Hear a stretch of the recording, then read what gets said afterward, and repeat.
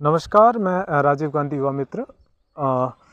मैं आप सभी का राजीव गांधी युवा मित्र यूट्यूब चैनल पर स्वागत करता हूं। साथियों, आज की इस वीडियो में मैं बात करूंगा कि 14, 15, 16 तारीख तक किन किन ज़िलों के इंटरव्यू होंगे, और इसके अलावा मैं ये भी बात करूंगा कि रिज़ल्ट के प्रति मेरा क्या विचार है, मैं क्या सोचता हूँ रिज़ल्ट आने में क्या विचार है। और दूसरा ये भी है कि मैं एक जालौर ज़िले के लिए एक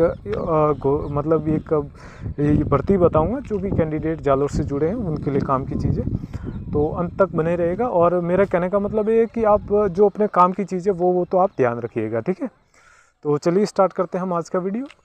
मेरा वीडियो में ये है, पहली बात तो ये है कि 14 तारीख को बाड़मेर का भी है, तो वो मैंने पहले बता दिया था।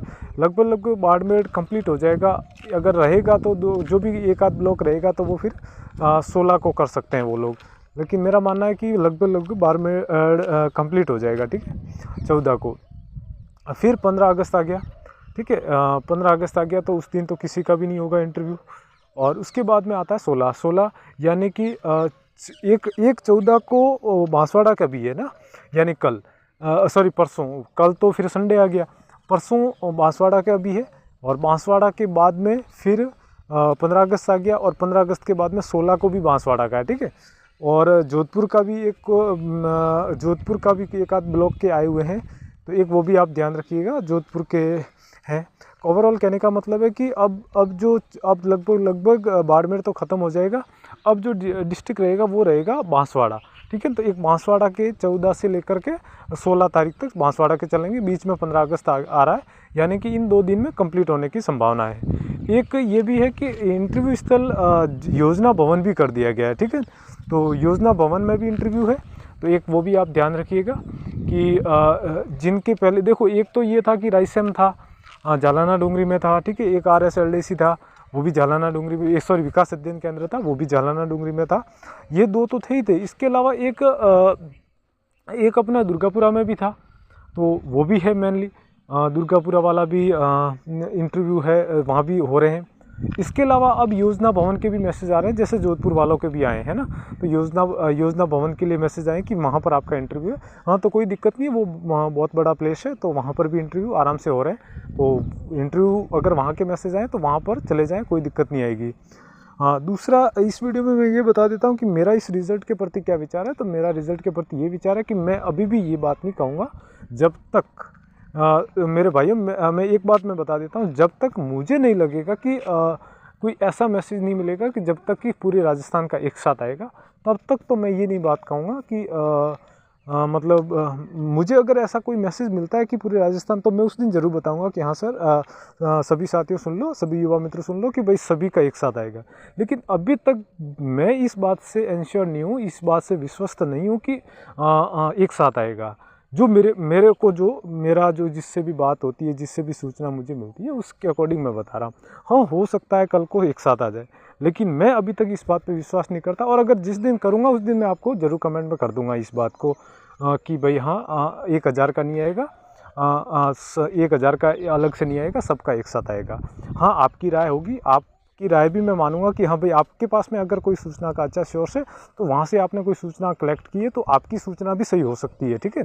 तो मैं ऐसा नहीं कह रहा कि मैं ही कह रहा हूँ वो सच है पूरा, लेकिन मैं अभी तक इस बात पे विश्वास नहीं करता कि इस पूरे राजस्थान का एक साथ आएगा। मेरा तो यही मानना है कि जल्दी आ जाना चाहिए, 1000 कैंडिडेट का जल्दी आ जाना चाहिए। जो देरी हुई है उसका कोई वाजिब कारण भी नहीं लग रहा है, लेकिन हो सकता है।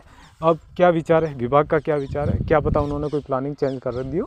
तो एक ये भी है।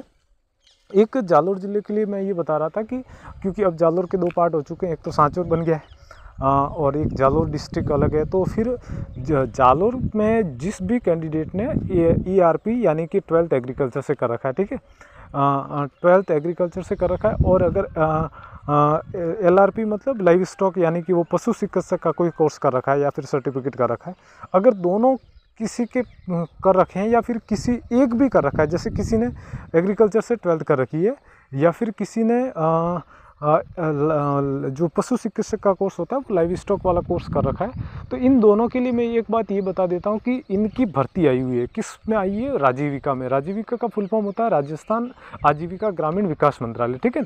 इसमें भर्ती आई हुई है और इसमें ये भर्ती है कि जो मतलब इनका पेमेंट होगा 12,000 रुपये। इसमें 9,000 आपकी सैलरी के रूप में और 3,000 रुपये कन्वेंस के रूप में आपको आने जाने का, फील्ड वर्क करने का, जो यात्रा भाड़ा, लैपटॉप वगैरह का जो चार्ज होता है वो, यानी ओवरऑल कह सकते हैं कि 12,000 रुपये सैलरी है।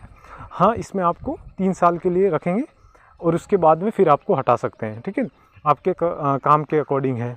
और ये है, इसमें भी जो चयन प्रक्रिया है वो जो ब्लॉक लेवल, जिस ब्लॉक से आप आवेदन कर रहे हैं वहाँ एक एग्ज़ाम होगा और उस एग्ज़ाम को पास करते ही आपका चयन हो जाता है, ठीक है। और आपके ब्लॉक में ही ड्यूटी रहती है और आपको फील्ड वर्क अपने आसपास वाला ब्लॉक के फील्ड वर्क करने रहते हैं, ठीक है।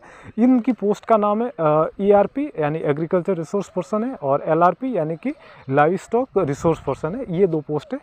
हाँ, एक ये भी बात बता देता हूँ कि ये भर्ती अब लगभग पूरे राजस्थान में आएगी। तो या फिर जैसे कोई सिरोही का कैंडिडेट है वो जालोर से भरना चाहता है तो भी भर सकता है ना। तो ये चीज़ आप ध्यान रखें, ये भर्ती जालोर के लिए है, जो आज के न्यूज़पेपर में भी आई हुई है। आपने अगर देखा नहीं देखा तो आप चेक कर लें। तो ये एक बड़ी बात है, आपको ध्यान रखना है। और जो आपके भी ब्लॉक में आएगी, मेरे पास अगर सूचना आएगी तो मैं आपको ज़रूर बताने की कोशिश करूँगा। ये आपके लिए भर्ती है, ये था। और रिज़ल्ट के प्रति भी मैंने बता दिया और डिस्ट्रिक्ट भी बता दी किन के इंटरव्यू है। एक तो कमेंट है कि सर आपकी सैलरी, सर कितनी सैलरी मिलती है, तो वो मैंने बार बार बता दिया, 17,500 रुपये सैलरी मिलती है। और इसके अलावा अगर आपको जैसे हमारी बिरला ऑडिटोरियम में 2-3 बार मीटिंग हुई है तो वहाँ पर आप जाते हैं, एक बार कॉमर्स कॉलेज जयपुर में हुई है, तो अगर वहाँ आप जाते हैं तो वहाँ का आपको कन्वेंस चार्ज भी दिया जाता है और TADA जिसको अपन बोलते हैं वो भी दिया जाता है। इसके अलावा ठीक है, ये आ गया कि सर बालोतरा वालों का 14 तारीख को मैसेज है, ठीक है। और ठीक है, बांसवाड़ा का 16 को भी है, ठीक है।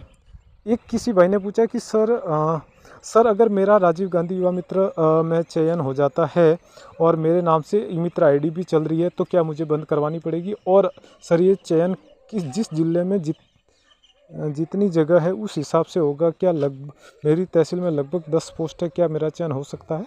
ई मित्र का 2016 से वर्क कर रहा हूँ।